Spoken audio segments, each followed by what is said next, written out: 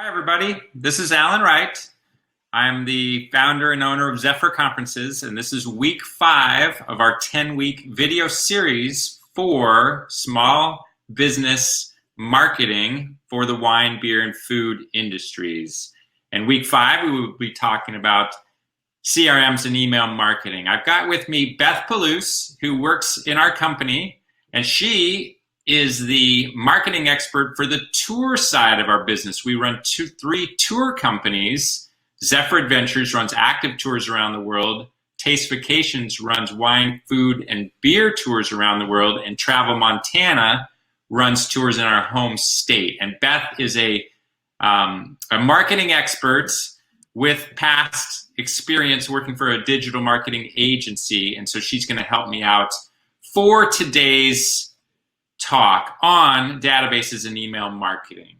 And when we talk about databases and email marketing, obviously they're important to all businesses, and we are going to split this up into CRMs, which I'll cover first, and then Beth will cover email marketing. So databases and CRMs. And CRMs is another term for customer relationship management, which is essentially a database. When you look at this, do you need to have a database? Now, I find that most small businesses are doing this. The tools are so good and they're so integrated into email systems that almost everybody has one.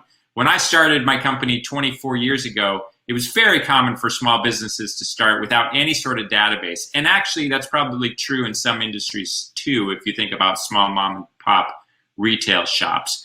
But there are 4 reasons to do this. First of all, you get to track your customers and your potential customers. You get to know who they are and what they've purchased or whether they're likely to purchase. Second, it provides the ability to provide better customer service. So if somebody emails you and they happen to be in your wine club, you can quickly go in and look and see when did they purchase from you, what types of wines do they like, and whether or not they attended an event recently.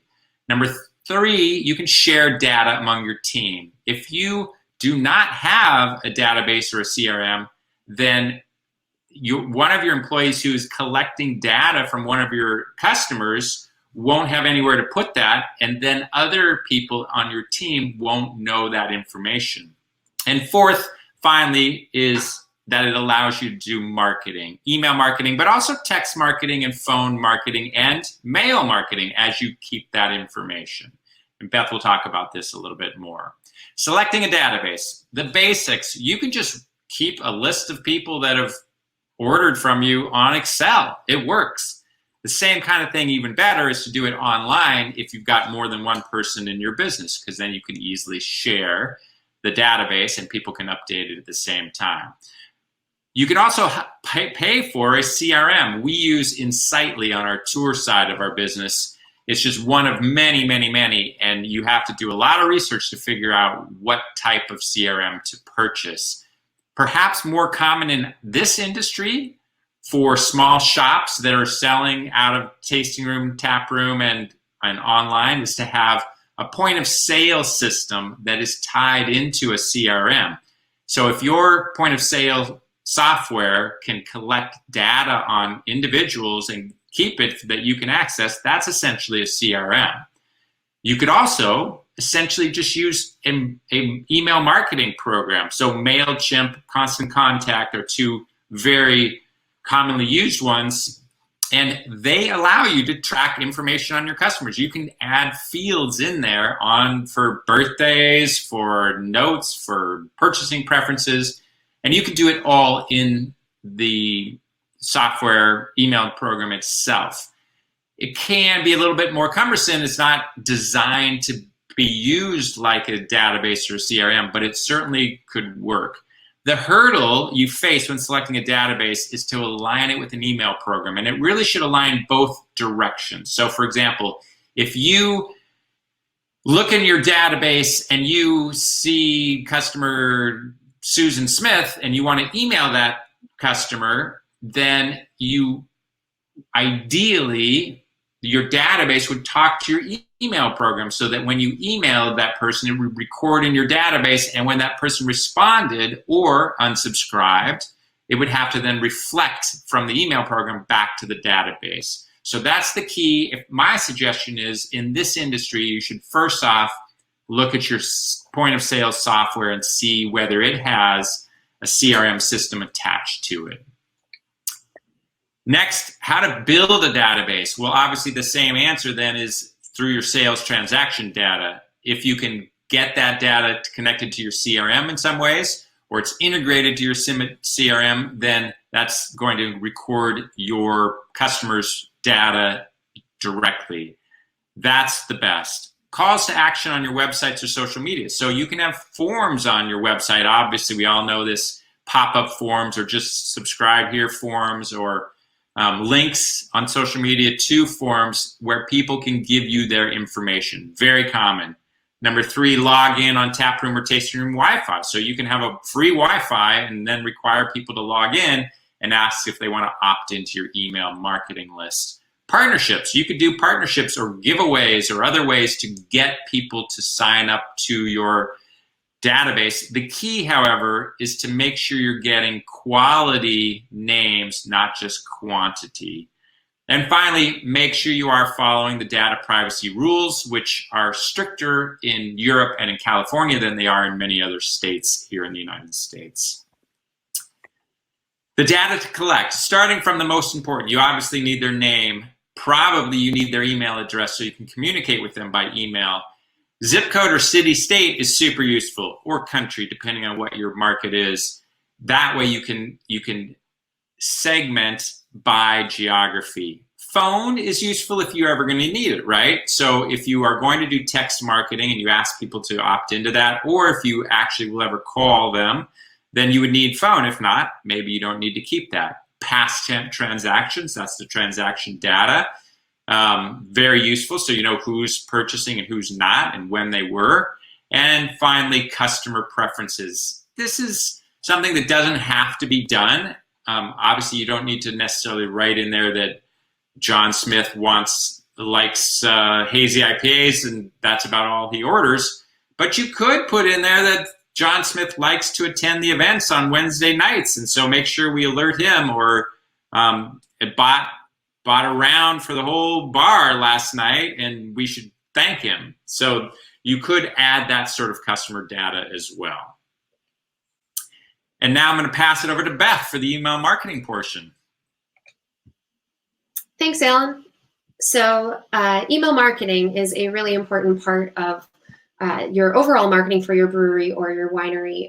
Email is universally used. That is how people get their information nowadays, whether it's with another business or personally too. You know, you shoot someone an email and that's really how people expect to receive information. It's great because you can track conversions. You can see, you know, who's clicked on what people are interested in within your emails. It's cost effective. You are reaching thousands of people potentially with your email program, and it's not that expensive to set up and get in front of those people, unlike some other types of marketing with either social media or even buying ad space.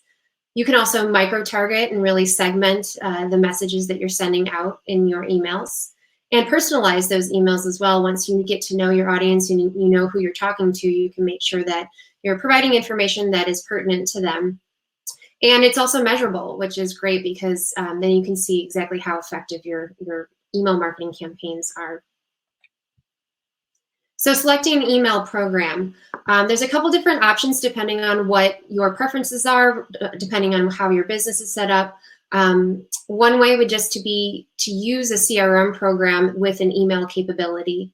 That way, then your data is all in one spot, and both who your customers are and kind of what they've clicked on and what they're interested in. But there can be some limitations with the CRM programs and their email capabilities. A lot of times you can only send text emails and not necessarily emails with more imagery or animations or anything. So if you are looking to do a little bit more visual emails, you'll want to look into programs like Mailchimp or Constant Contact, where you can provide images and kind of provide even different functionality within the email itself. They're really easy to use. A lot of them are pretty intuitive in how to set those up to give it a little more little more bang for your buck when you're trying to reach out to people and get their attention.